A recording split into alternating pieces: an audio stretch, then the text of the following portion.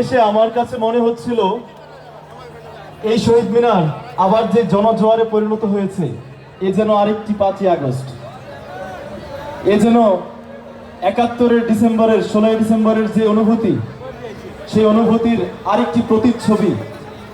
যে আমরা 71-কে ধারণ করি, আমরা তার পাশাপাশি এই 24-কেও এই হৃদয়ে ধারণ করে এই দেশকে আবার আলোর দিকে নিয়ে যাব।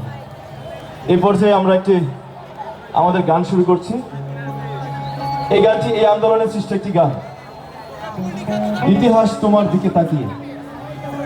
এই জুলাই আগস্ট গণ অভ্যুত্থান যখন চলছিল, যখন হত্যাযজ্ঞ চলছিল এই দেশের প্রতিটি প্রান্তে, এই শহরের প্রতিটি গলিতে গলিতে, তখন একজন সচেতন নাগরিক হিসেবে আমার যে দায়, সে দায় থেকে এই গান সৃষ্টি হয়েছিল।